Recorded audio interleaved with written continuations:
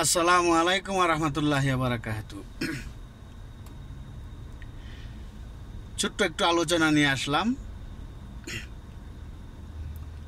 গোয়ালন্দের নুরাল পাগলার মৃতদেহকে কবর থেকে তুলে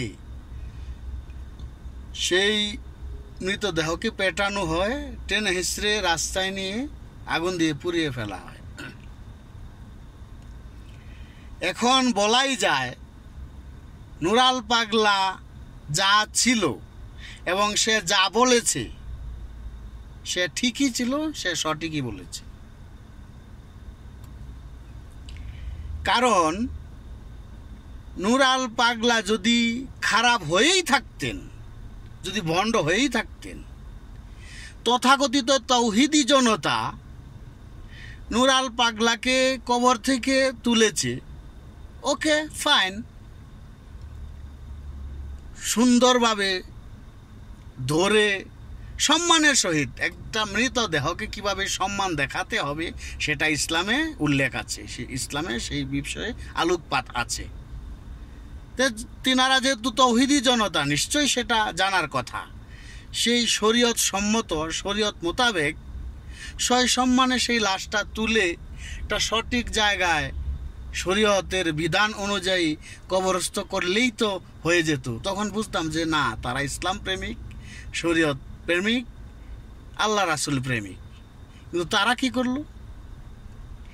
এত নিকৃষ্ট কাজ তারা করেছে যেটা ভাষায় প্রকাশ করে না। এদেরকে মুনাফেক বললেও অনেক কম হবে। এরা নিকৃষ্ট, ইহুদি নাসারা থেকেও আরও নিকৃষ্ট জাত এই তাওহিদি জনতা, তথাকথিত তাওহিদি জনতা।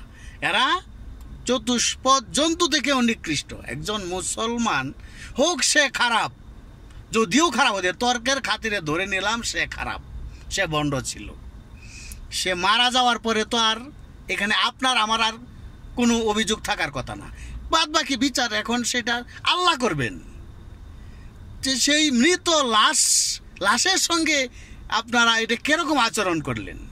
সে যদি খারাপ হয়েই থাকতো তাহলে আপনারা তাকে যেভাবে ভালো হয়, ভালো কাজটা ইসলামের শরীয়ত মোতাবেক যেভাবে ভালো, সেই ভালো আচরণটা তার সঙ্গে করতেন, তাহলে তো বুঝতাম যে আপনারা ভালো না। আপনারা কি করলেন? পৈশাচিকতা দেখালেন। আপনারা মূলত আসলে আপনারা যে তথাকথিত যে তৌহিদি জনতা, আপনারা পিশাচ দেখেও নিকৃষ্ট আপনারা।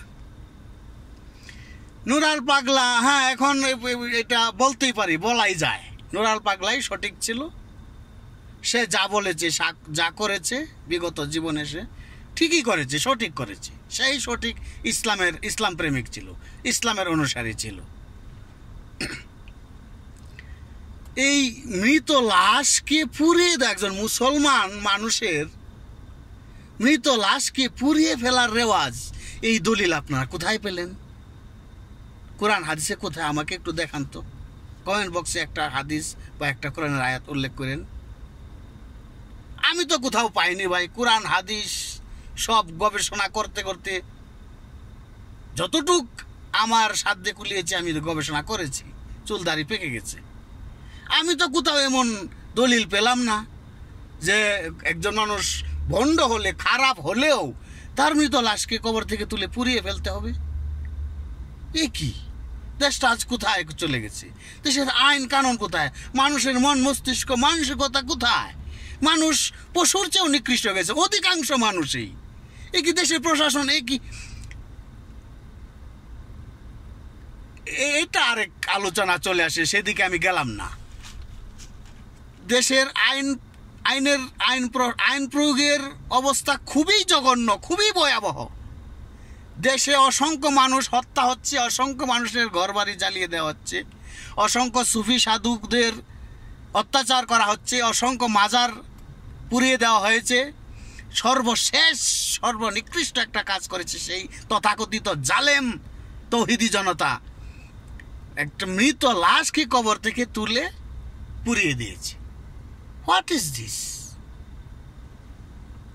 পুড়িয়ে ফেলার রেওয়াজ, রীতি ইসলামে যদি থাকে সেটা আছে, আমি বলতে পারি বড় গলায়। সেটা পবিত্র কোরআনে আছে, আল্লাহ ডাইরেক্ট নির্দেশ করেছেন, এটা আল্লাহর অর্ডার। মসজিদুল জারার, যে মসজিদে রাসূলের বিরুদ্ধাচরণ করা হয়, রাসূলের বিরুদ্ধে প্রোপাগান্ডা চড়ানো হয়, রাসূলের বিরুদ্ধে আলোচনা হয়, যেসব মসজিদ বা মাদ্রাসায়, সেইগুলিকে পুড়িয়ে ফেলা শুধু সুন্নতি নয়, ফরজ, আল্লাহর অর্ডার আছে। কিন্তু মৃত লাশকে পুড়িয়ে ফেলার দলিল কোরআন হাদিসের কথা আমি পাই নাই ভাই। এই নিকৃষ্ট তৌহিদি জনতাকে আল্লাহ হেদায়েত দান করুক। আমি দোয়া করি, হে আল্লাহ, হে পরম করুণাময় আল্লাহ রাব্বুল আলামিন, আপনি এই তথাকথিত তৌহিদি জনতাকে সঠিক শাস্তি দেন। সরকার তো দিতে পারবে না, সরকার নিজেই এখন স্বৈরাচারের চরিত্র অভিনয় করতেছে। হে আল্লাহ, আপনি ওদেরকে এই জীবদ্দশায় ওদেরকে কঠোর শাস্তি দিন, এর সঠিক বিচার আপনি করুন, জনগণ দেখুক, মানুষ দেখুক।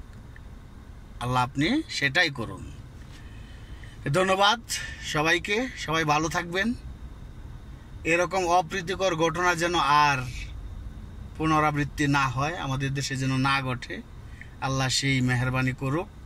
সবাই ভালো থাকেন, সুস্থ থাকেন, দয়াল সবার প্রতি সদয় থাকুক, সেই আশা ব্যক্ত রেখে আমার আলোচনা শেষ করলাম। আল্লাহ হাফেজ।